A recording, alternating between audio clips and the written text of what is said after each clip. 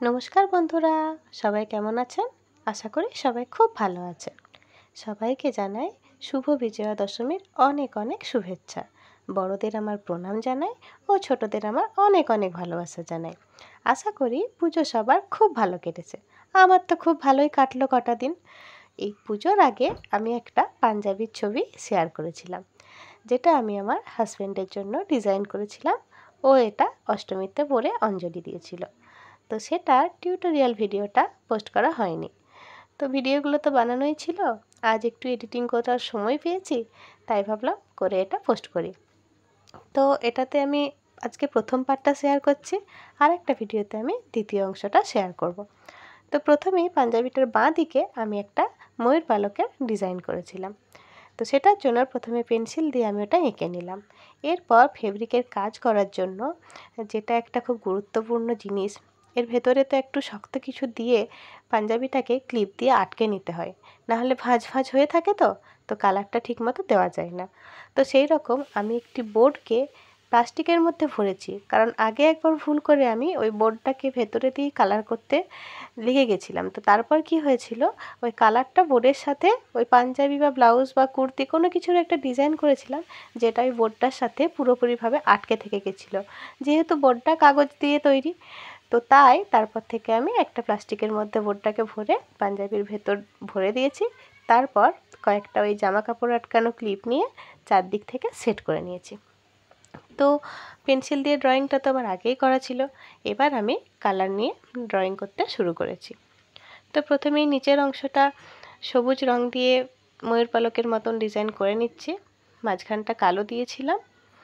তো দেখুন কেমন হচ্ছে। কাজ তো এখন সেভাবে বিশেষ করা হয় না, তাই হাত খুব একটা ভালো সরছে না, তবুও চেষ্টা করেছি।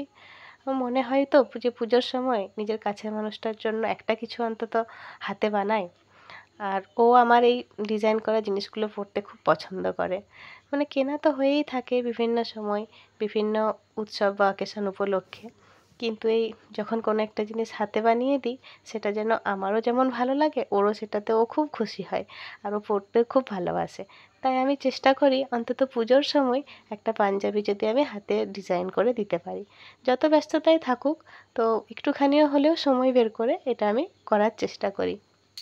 যাই হোক, এই বছরও তো কিছুতেই সময় করে উঠতে পারছিলাম না। তবু যা হোক, পুজোর আগের সপ্তাহে কোনো রকম 2 দিন সময় বের করে এটা আমি ডিজাইন করেছিলাম। আপনারা জানাবেন ডিজাইনটি কেমন হয়েছে। আর হ্যাঁ, একটা কথা, এই ডিজাইনটা কিন্তু আমার নয়, এটা কিন্তু আমি ফেসবুক দেখেই বানিয়েছি। এখন আমার ঠিক নামটা ওনার মনে পড়ছে না। কোনো একটা পেজ থেকেই আমি ডিজাইনটা দেখেছিলাম, আমার খুব ভালো লেগেছিল। তো তখন স্ক্রিনশট নিয়ে রেখেছিলাম। এখন পোস্ট করার সময় দেখলাম খালি স্ক্রিনশটটাই আছে।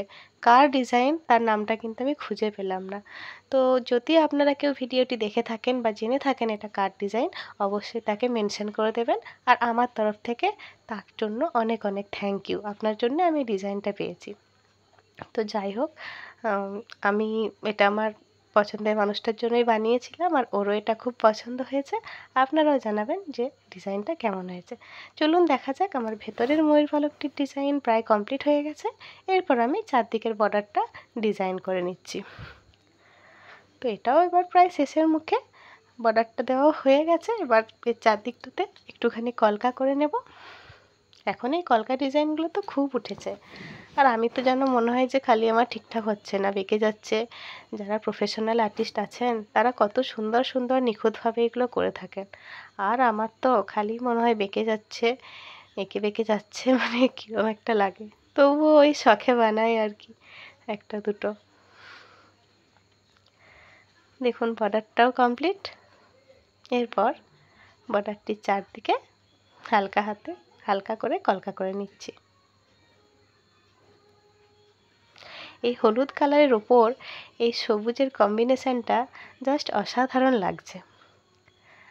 আর এই বর্ডারটা সম্ভবত আমি ডিপ ব্লু মানে নেভি ব্লু কালারটা দিয়ে করেছিলাম, কারণ কালো কালারটা দেখলাম অনেকটা জমে গেছে, তো কিছুতেই সরছিল না। বুঝতেই তো পারছেন যে রেগুলার ব্যবহার না থাকলে যা হয়, রং টং সব বসে যাচ্ছে, তুলি নষ্ট হয়ে গেছে। হঠাৎ বের করে তো কীভাবে কী শেষ করব সেটাই খুঁজে পাচ্ছিলাম না।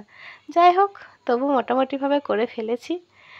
চলনসই হয়ে গেছে, আর যার জন্য বানিয়েছি তারও পছন্দ হয়েছে, ব্যাস এতেই আমি খুশি। পরের অংশের ডিজাইনটি মানে বাঁ দিকে যে ডিজাইনটি করেছিলাম সেটি পরের একটি ভিডিওতে নিয়ে আসব। যারা যারা দেখতে চান অবশ্যই দেখবেন। আর ভিডিওটি কেমন লাগলো জানাতে ভুলবেন না কিন্তু। Thank you.